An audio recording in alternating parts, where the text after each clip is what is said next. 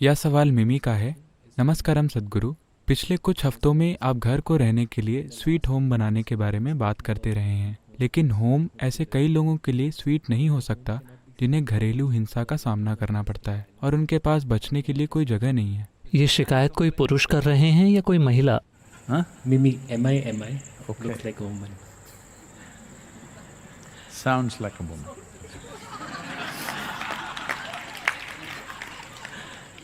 Lebanon में घरेलू हिंसा के शिकार लोगों की संख्या में मार्च 2019 से अभी तक 100% की वृद्धि हुई है और लॉकडाउन शुरू होने के बाद से ऐसा पूरी दुनिया में हो रहा है।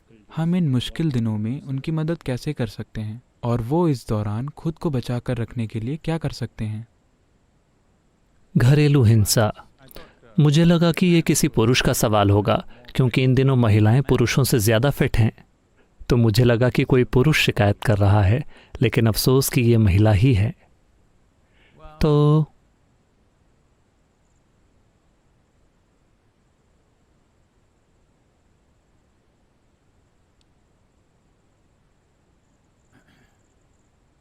देखिए, हम इसे ही बदलने की कोशिश कर रहे हैं। दुनिया इसी को बदलने की कोशिश कर रही है,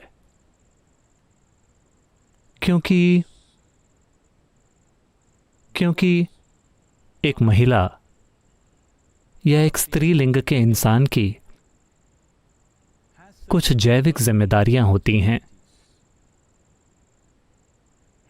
हम सभी को जन्म देने के संदर्भ में उस वजह से कुछ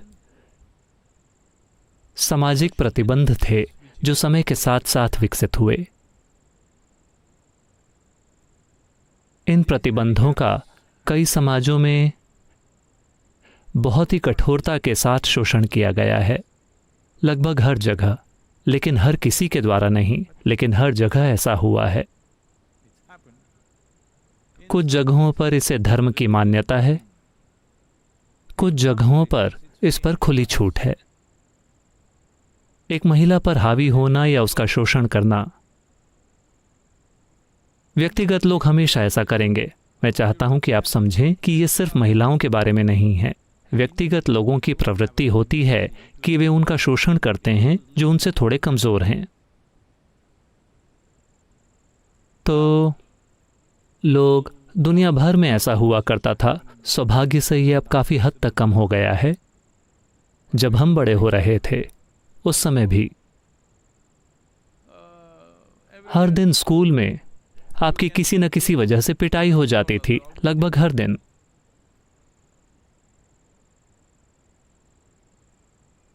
आप एक बच्चे को क्यों मार रहे हैं? सिर्फ इसलिए क्योंकि वो आपसे छोटे हैं। आपके पास ऐसी कहावतें भी थीं, छड़ी बचाओ और बच्चे को बिगाड़ो, या ऐसा कुछ। तो आप उन्हें इसलिए नहीं पीट रहे हैं क्योंकि आप कुछ बेहतर जानते हैं। आप उन्हें इसलिए नहीं पीट रहे हैं क्योंकि आप विकसित हैं और वो अविकसित हैं, और आप छड़ी से उनके विकास की प्रक्रिया को तेज करने वाले हैं। बस वो आपसे छोटे हैं। ऐसा क्यों है कि जब वो बड़े हो जाते हैं तब आप उनकी पिटाई नहीं करते? क्योंकि आपको उसका नतीजा पता है। तो इसी तरह ज़रूरी नहीं है कि वो किसी को इसलिए पीट रहे हैं क्योंकि वो महिलाएं हैं। वो उन्हें इसलिए पीट रहे हैं क्योंकि वो शारीरिक रूप से कमज़ोर हैं, पुरुष की तुलना में थोड़ी छोटी और कमज़ोर, कम से कम आमतौर पर। तो जो कोई भी आपसे कमज़ोर है, उसका यह शोषण या तो शारीरिक रूप से या आर्थिक रूप से या सामाजिक रूप से या जैसा भी, अगर आप थोड़े कमज़ोर हैं तो आपका शोषण होता रहता है। You know,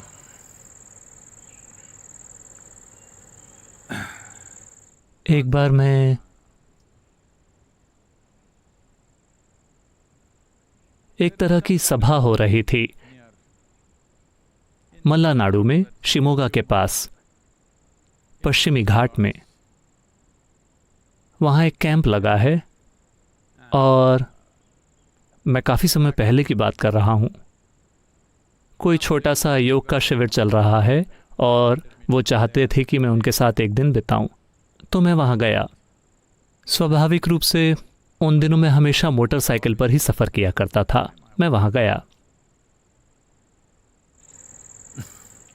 उन दिनों 250 सीसी सिंगल स्ट्रोक मशीन एक बहुत बड़ी मोटरसाइकिल हुआ करती थी।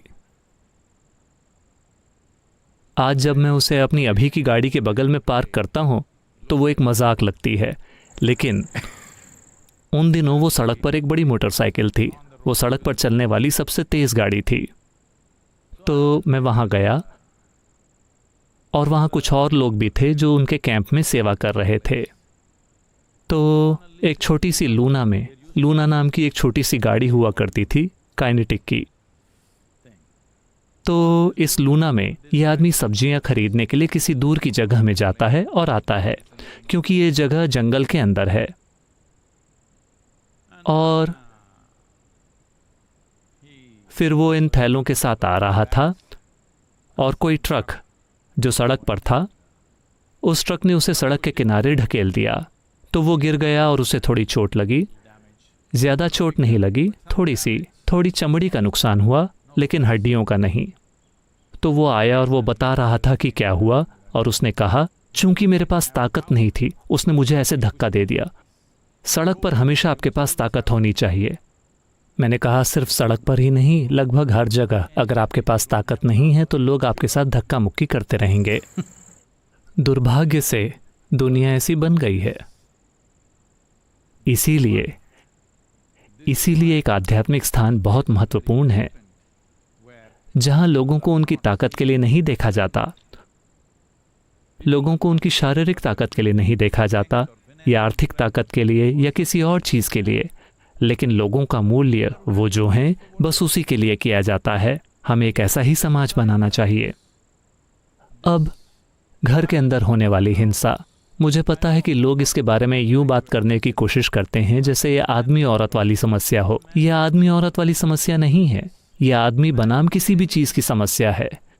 कोई भी चीज़ जो आपसे कमज़ोर है, अगर वो बहुत छोटी है तो आप उसे कुचल देंगे, अगर वो थोड़ी बड़ी है तो आप पत्थर फेंकेंगे, अगर वो थोड़ी और बड़ी है तो आप छड़ी से उसकी पिटाई करेंगे, लगभग हर चीज़ के साथ।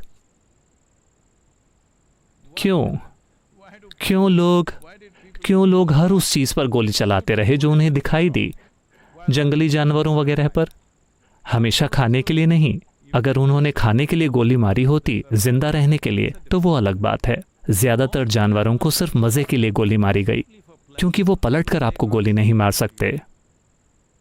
तो आप एक भैंसे को गोली मारते हैं क्योंकि वो आपको गोली नहीं मार सकता। आप एक बच्चे की पिटाई करते हैं क्योंकि वो आपकी पिटाई नहीं कर सकता। आप एक औरत की पिटाई करते हैं क्योंकि वो आपकी पिटाई नहीं कर सकती।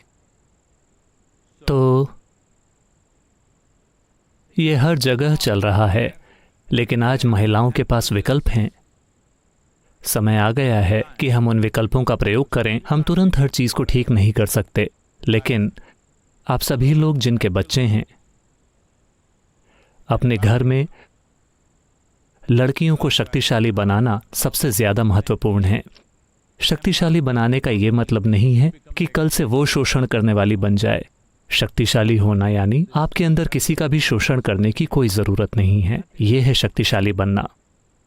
एक इंसान वाकई शक्तिशाली है, यानी अगर मैं यहाँ बैठूं तो मैं खुद से शानदार महसूस कर रहा हूँ। ज़रूरी नहीं है कि मेरे नीचे 10 लोग हों और तभी मुझे बढ़िया महसूस हो। ये शक्तिशाली होना है। अगर ये शक्ति उन्हें मिलनी है तो आपको आध्यात्मिक प्रक्रिया की ओर देखना ही होगा। पूरी दुनिया को आध्यात्मिक प्रक्रिया का मतलब ऊपर देखना या नीचे देखना नहीं है। इसका उद्देश्य है भीतर की ओर मुड़ना, और हम जो हैं उसकी मूल प्रकृति के संपर्क में आना।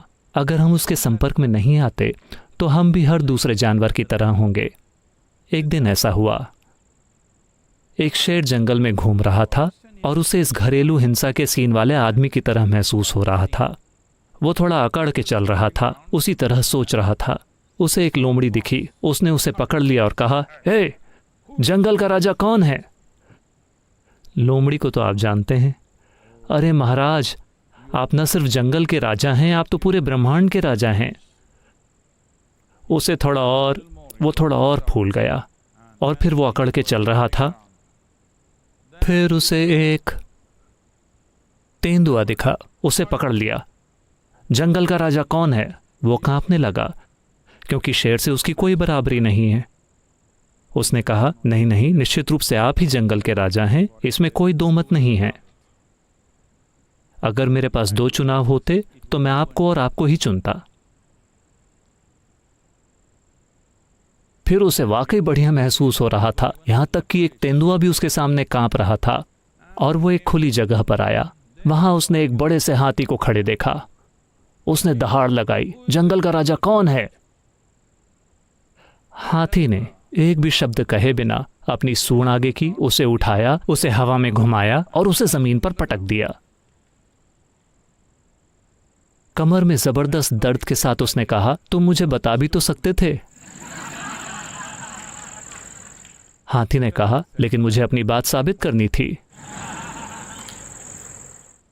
तो ये समस्या कि जहां कहीं भी आपको कोई ऐसा मिलता है जो आपसे थोड़ा कमजोर है, शारीरिक रूप से, आर्थिक रूप से, सामाजिक रूप से, राजनीतिक रूप से, आप उनको थोड़ा हड़काना चाहते हैं। ये जानवरों जैसा व्यवहार है। जानवरों के बीच ये ठीक है, लेकिन इंसानों के लिए ये ठीक नहीं है।